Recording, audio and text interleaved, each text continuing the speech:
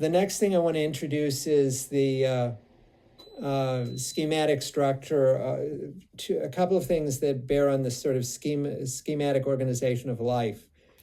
Hindu philosophy of life, early Indian philosophy of life, organized aspects of human life, again, schematized them in different ways. One of the ways in which human life was schematized is that there was the view that there were four fundamental forms of motivation in life.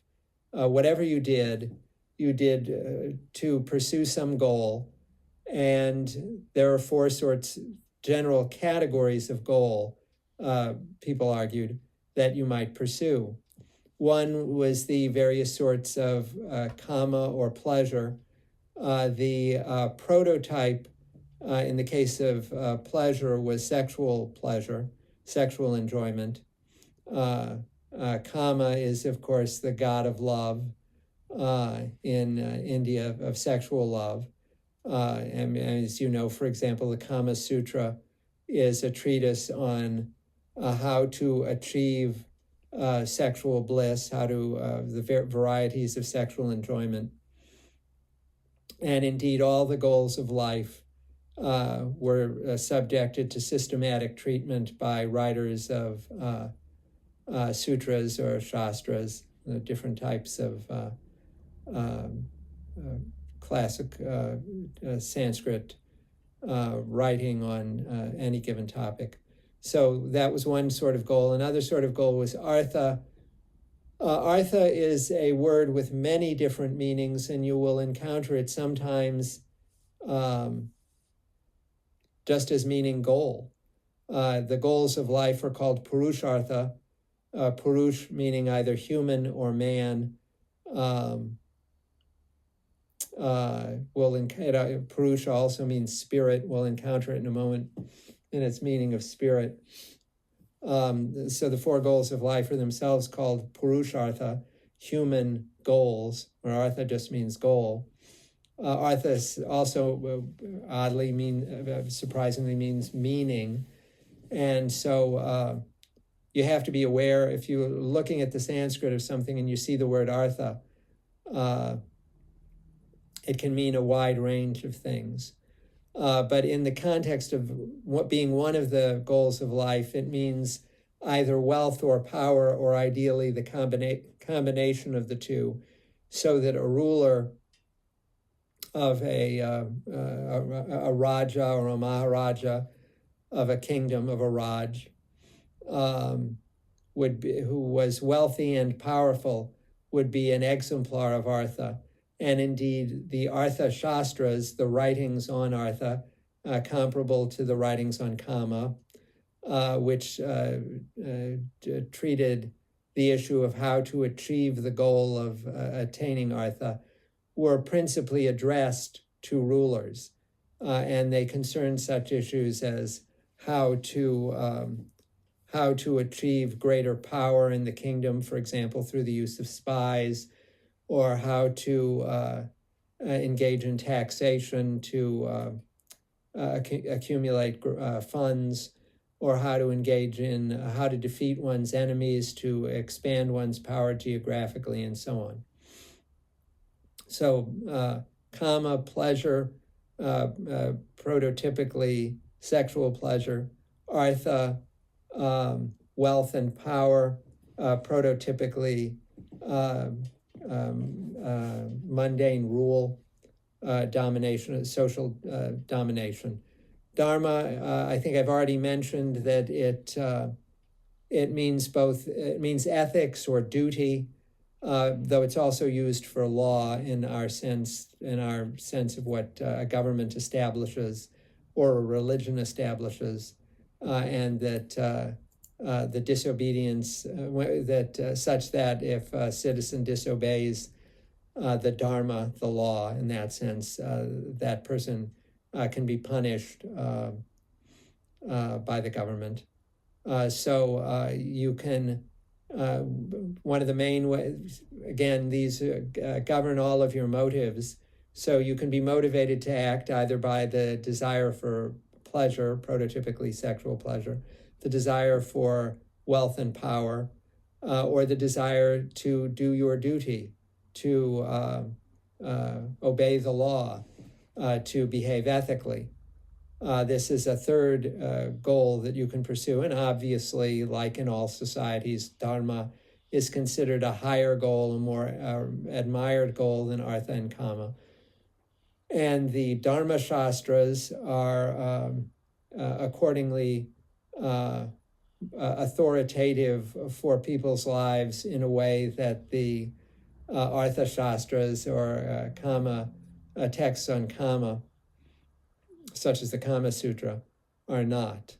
And then there's a fourth goal of life, which is spiritual realization.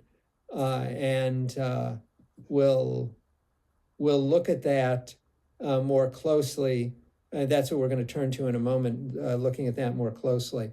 But for the moment, I should note that the spiritual realization is sometimes treated as if it's a, so to speak, variety of dharma, but at other times, in more systematic treatments of what moksha involves, it's recognized that you actually, in order to achieve moksha, you actually have to transcend a simple devotion to dharma, the motivation to be a good person is spiritually limiting. And I know that may seem odd if you were raised in, say, a Christian tradition. Well, actually, it doesn't seem entirely odd. In some strains of Christian tradition, good works are inferior to having faith in God. And moksha is not a matter of having faith in God generally. That is that is sometimes the way in which Hindu religion moves, but often it's not the way it moves. But it does give you an example of something that's spiritual that goes beyond concerns about ethical propriety. Okay, I'm going to just continue because I'm going so slowly here. Before I get to an explication of how Dharma works, however, I've been talking about Shastras and so on, and I just said that the Dharma Shastras, the writings on Dharma or ethical duty, are more important or more definitive, have more social significance than writings on, say, the achievement of intensified sexual pleasure, as in the Kama Sutra, or increased power, as in the Artha Shastras. And in order to get a better sense of this, it's useful to understand the fourfold distinction among types of tradition. Typically sometimes types of text, but more generally types of practice and belief and idea concerning how one should act. How one should act, depending, how one should act can be a matter of kama or artha, but for the most part, the forms of tradition that matter address how one should act in matters of dharma or moksha, in matters of duty, ethical duty, or religion. And again, there's a common fourfold distinction among varieties of tradition and their relative authority.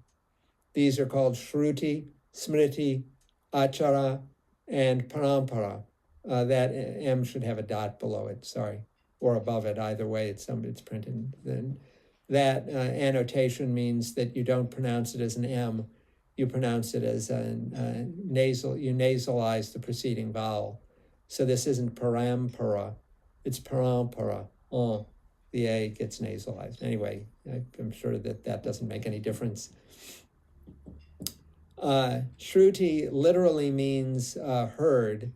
They're texts that are heard. They are I've given these in the order that is supposed to represent the authoritative character of the tradition. So traditions that are classed as Shruti are considered the most definitive. Those as Smriti second, those as Achara third, and those of Parampara fourth. I'm going to say in a moment that doesn't really work in practice, but that's in principle the way they're divided. So Shruti, it literally means heard, and the Shruti are the fundamental religious ideas represented in the fundamental religious texts. So initially, these are the Vedas, the Rig Veda and so on, the sacred hymns, the explications of the sacred hymns, and the metaphysical reflections on the sacred hymns that all together form this body of work called the Vedas, which is what we're going to turn to just shortly. But later on, other works got added to Shruti. So for devotees of Vishnu, particularly in his incarnation as Rama, the Ramayana, the epic detailing the history of the incarnation of Vishnu as Rama, that epic poem, one of the two great epic poems of Sanskrit, was added to Shruti. It came to be viewed as a fundamental religious text, a fundamental and definitive religious text, and just as the Vedas gave rise to, well, they didn't give rise to, represented and explained the key rituals of early Hinduism and the key metaphysical principles, the key spiritual principles. The same would be said for devotees of Vaishnavites, as they're called, devotees of Vishnu, particularly devotees of Rama. That would be said for the Ramayana. Similarly, the Bhagavad Gita, which is again part of the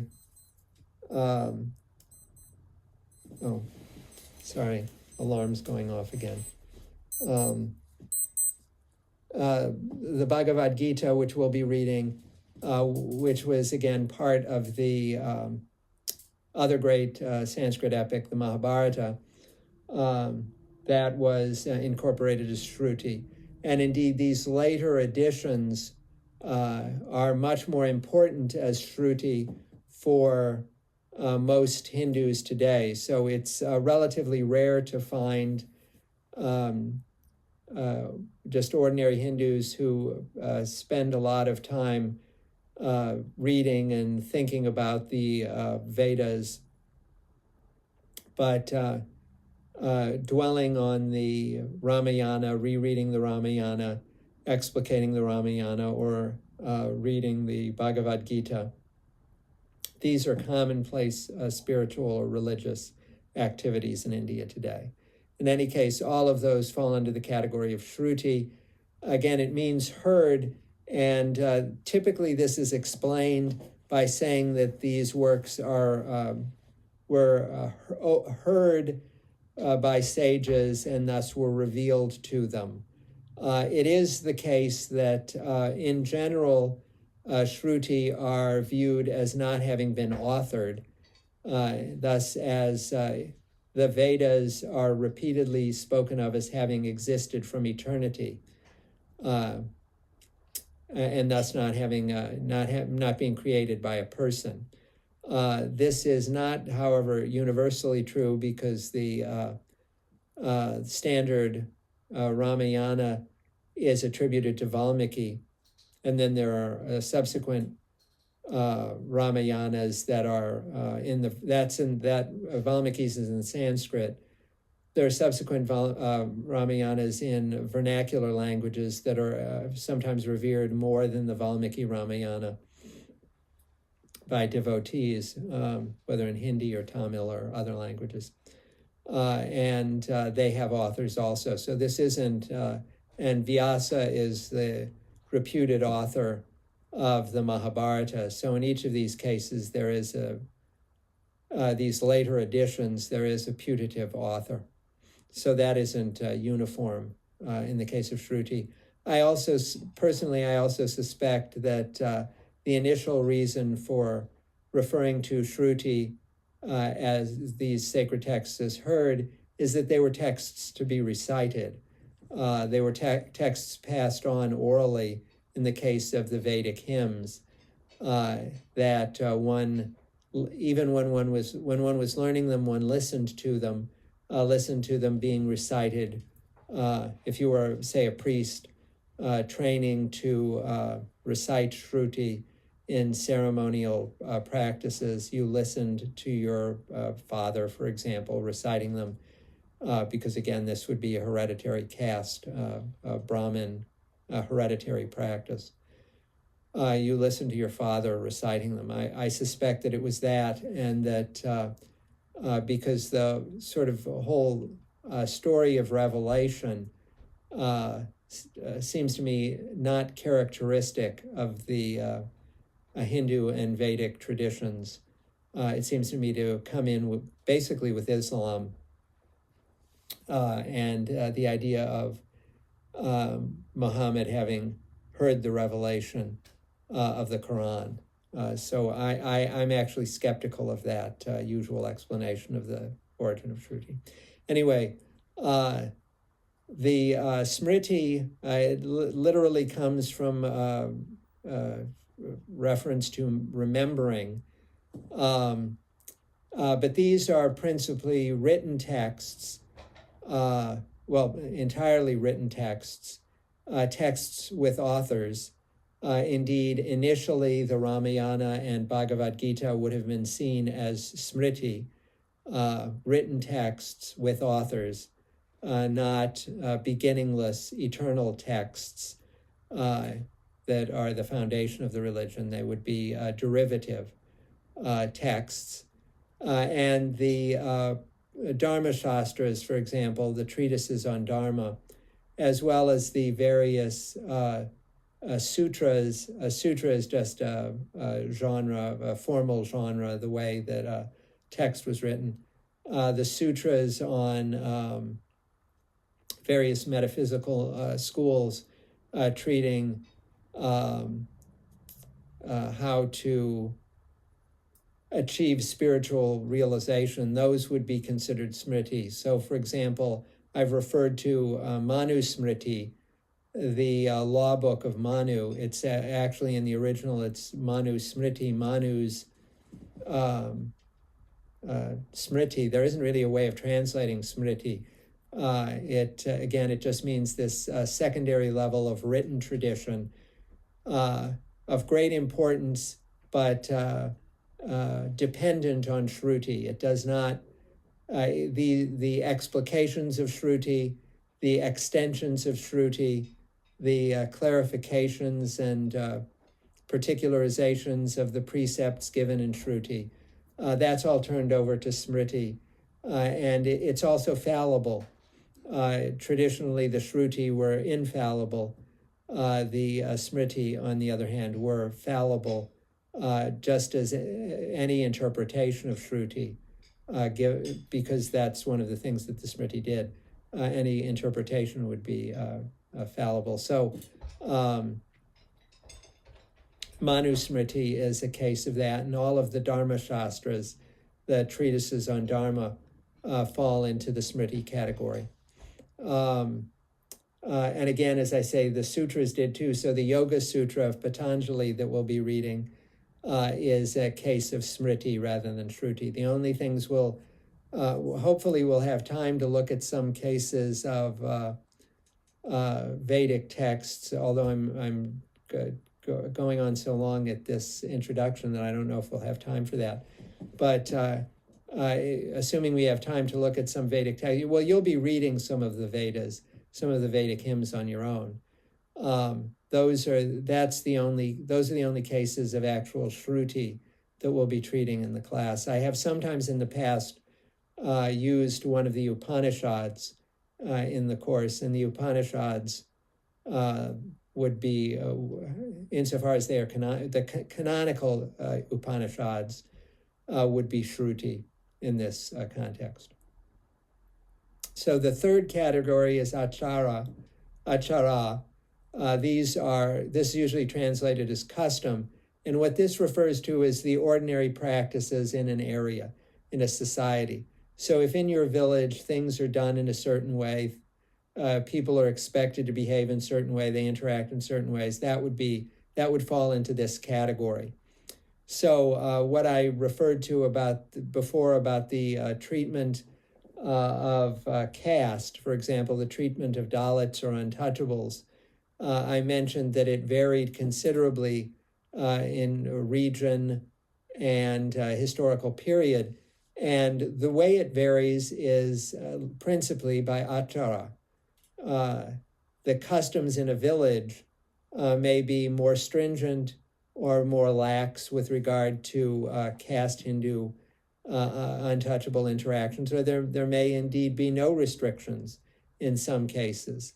Practices of marriage would vary when typically you have a dowry system, but in some areas in India you would have a bride price system. In other words, typically in India you would have the girl's family would be expected to give money to the boy's family, but in some cases, some local customs, which again would be achara, you would have the reverse, where the boy's family would give money, on the occasion of the wedding, would give money to the girl's family. So there is a wide range of practices that fall under achara. And if you read novels, early 20th century novels about village practices, or for that matter, Tagore's stories, I probably won't bring it up. I would like to, but I probably won't remember because there are so many things to discuss in his stories. But one potentially relevant topic of discussion in Tagore's stories is communal practices, or achara. And parampara is a lineage of familial or other traditional practices, the way things are done in your family, the way your great-grandparents did things, and it was handed on to you through your grandparents and your parents and so on. So this would be a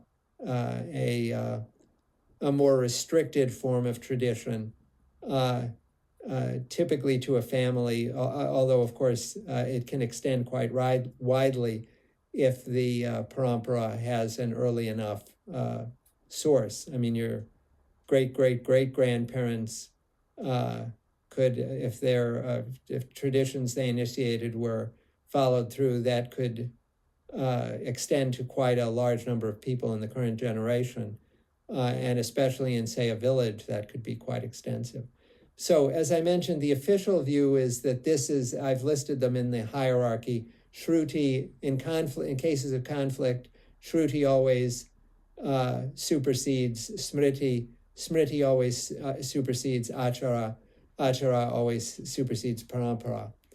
My sense is that in practice, it's almost exactly the opposite. I'm going to leave aside Parampara, but the actual practices in a village, the social customs that are common in a village, are likely to take precedence over anything that's written in the law books for that village. Things that are written in the law books, in turn, are likely to be precise and followable, comprehensible, as opposed to the more abstract metaphysical ideas in the Shruti.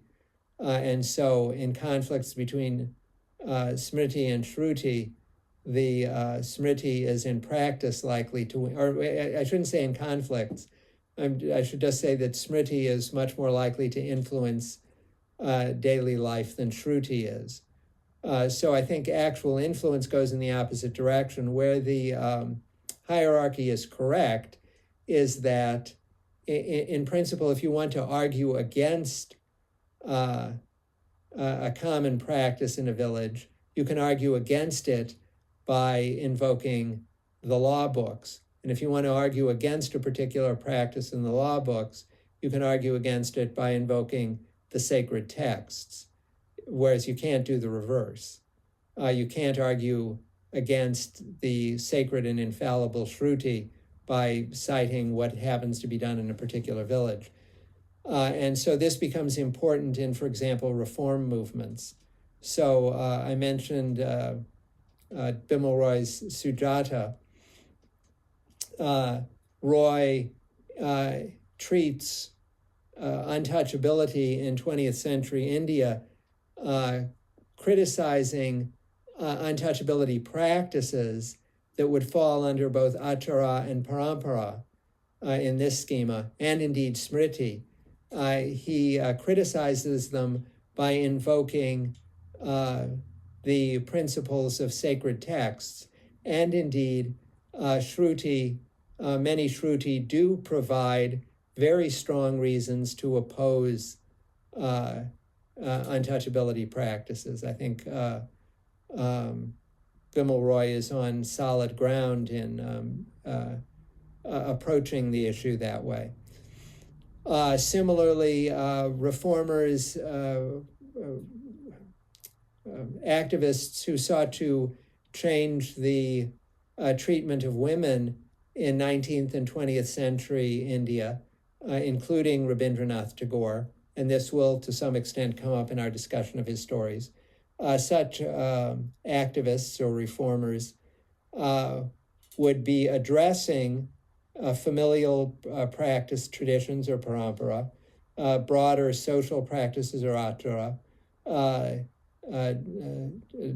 dharma-shastric injunctions or smriti, and often would oppose these by appealing to higher,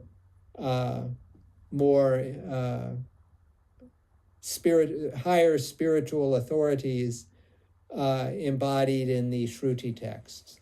So that the hierarchy as represented here is certainly important, but it's different. It's the intellectual hierarchy, the hierarchy of appeal, so to speak, rather than the hierarchy of argument, so to speak, and analysis, rather than the hierarchy of actual practice. Okay. All right. Okay, so the next thing, I'm obviously running vastly behind here, but the next thing I want to introduce is the idea of stages of life. This is a traditional view of how one should live one's life. This is, again, part of the sort of fundamental philosophy of life set out in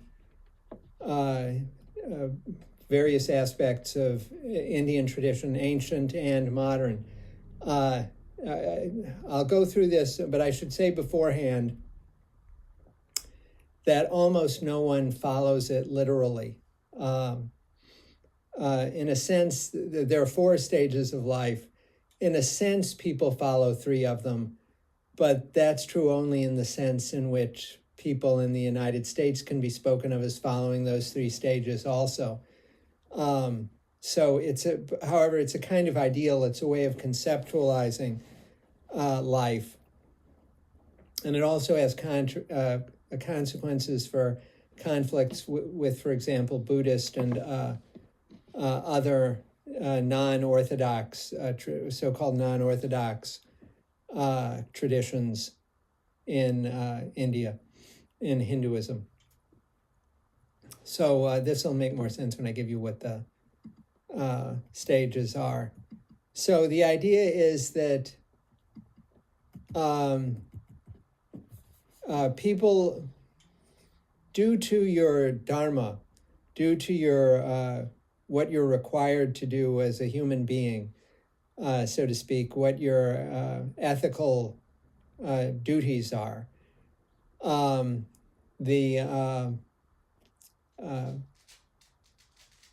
we haven't gotten to this yet, but the duties of a Shudra are going to be simply to serve the other three castes. And so the Shudra life cycle is left out of this. Prototypically, these stages of life are aimed at Brahmins, but they apply to other upper castes as well, but they don't apply to Shudras in the standard scheme of things. But again, there were all of these things I'm telling you were contested, were challenged. There were alternatives, and so on.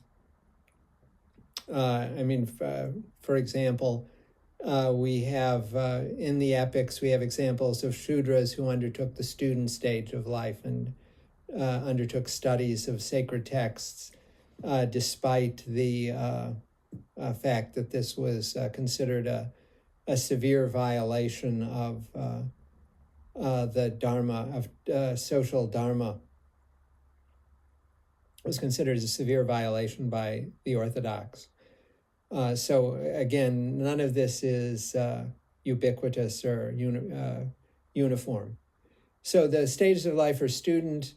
When a person is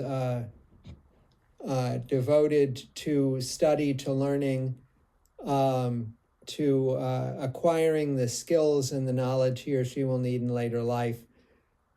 So if you're a Brahmin, this means learning all of the priestly duties and acquiring a literal knowledge of a memorization of sacred texts and an understanding of what they were about and ability to explicate them. But as regards sacred texts, even the even non-Brahmin upper castes would be expected to know enough of the Shruti to be able to perform the household puja, as it's called, offering the household ceremonies. Traditionally these applied only to the males, but insofar as they apply now at all, they presumably apply to female as well as male members of the household and community. After the student stage, which usually ended much earlier than than it does in the United States today, that a person enters the householder stage, and the householder stage is considered dharmically important. It isn't just something you do because you want to do it. You have obligations to your ancestors, to continue the lineage. One of the reasons you have obligations to your ancestors to continue the lineage is that the well-being of ancestors' spirits in the afterlife is, at least for a time, dependent on the performance of familial rituals. And so it has concrete consequences for the well-being of, say, my father's spirit. It has concrete consequences for the well-being of his spirit if I do or do not perform the proper rituals, the proper household rituals, during which typically one recalls explicitly by direct reference the last 7 generations of one's ancestors, one's precedents, parents, grandparents, great-grandparents, and so on. And that they are made part of the offering. They partake in the offering. One also has obligations to gods that one satisfies in the rituals and practices of the householder period. This is in contradistinction from Buddhism, for example, where the householder stage is not necessary, it is not dharmically required, and indeed, you're probably better off not entering into the householder stage at all, but giving up the world and becoming a monk from an early age. But that is not the case for Orthodox Hindus. For Orthodox Hindus, the householder stage is dharmically required. The forest dweller stage is a stage where it's basically a stage of retirement where you move, the idea is you move to a hermitage,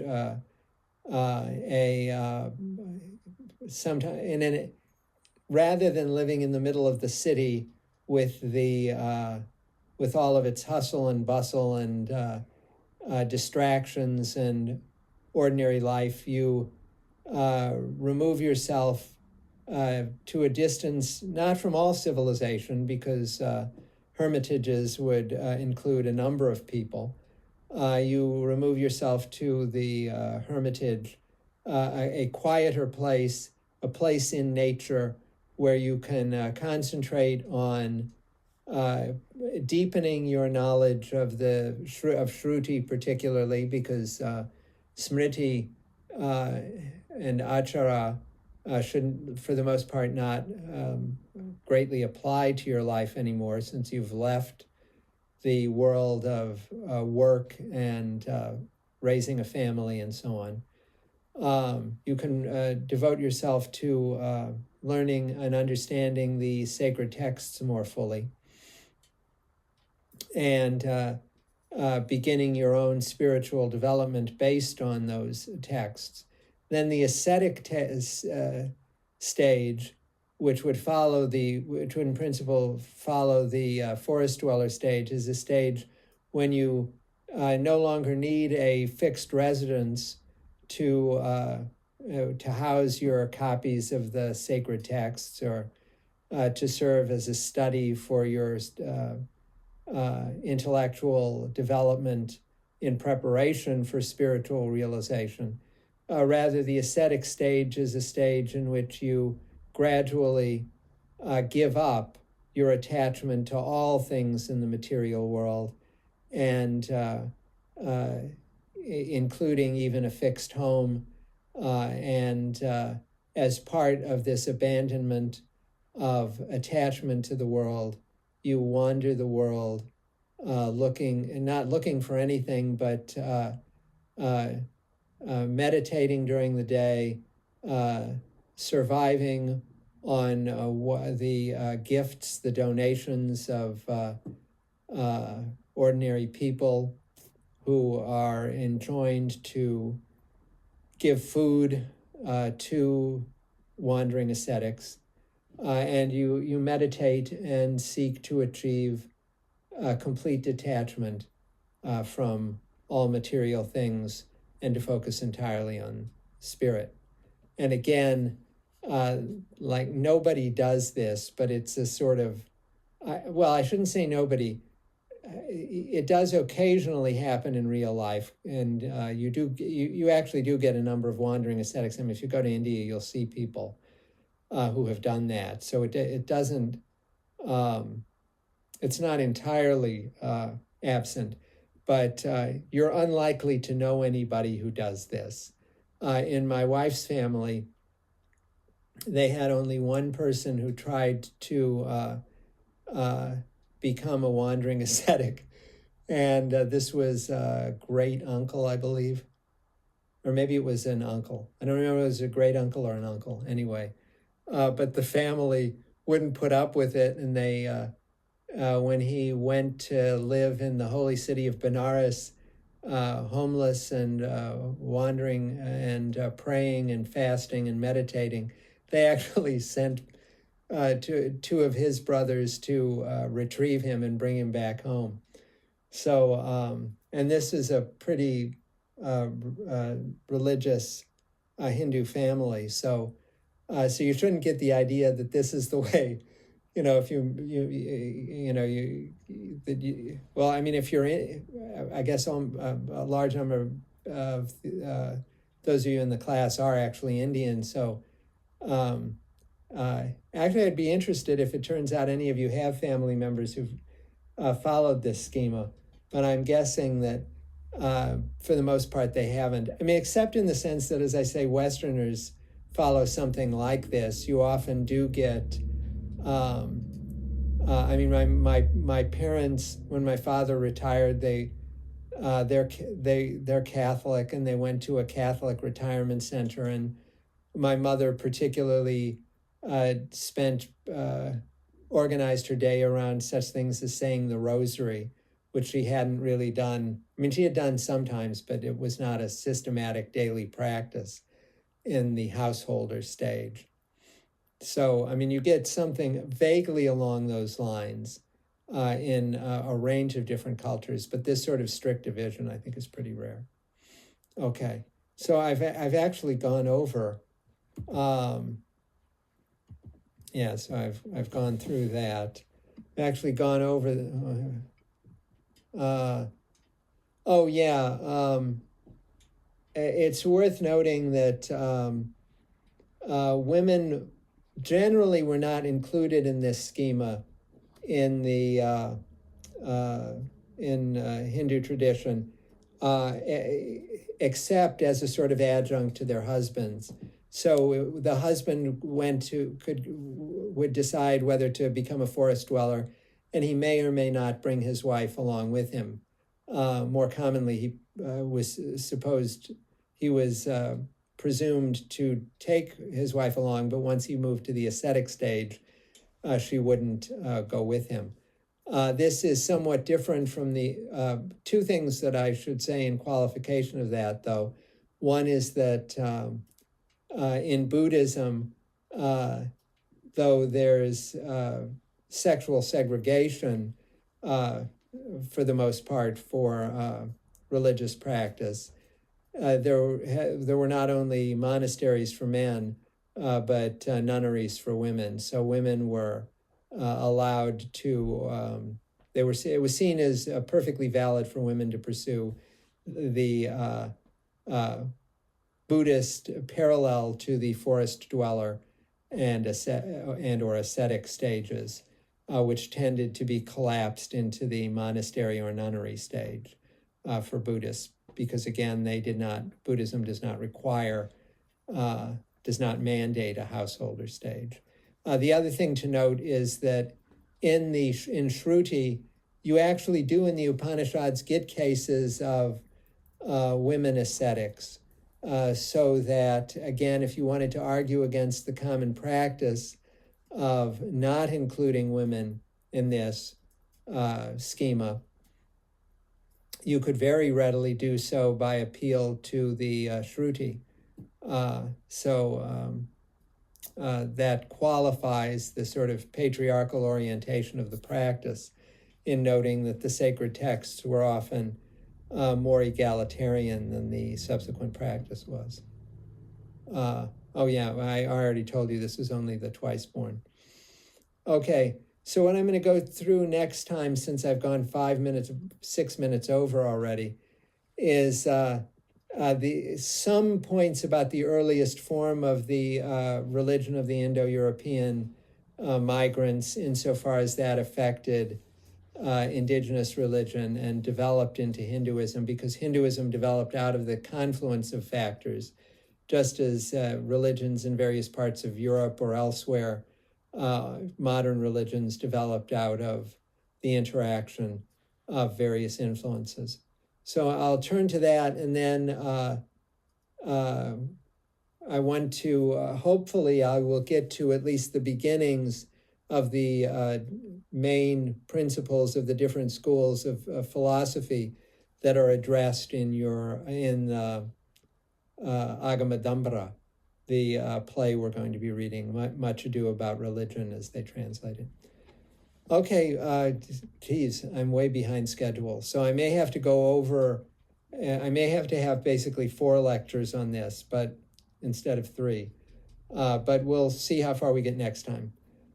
Okay, thank you. Until next time.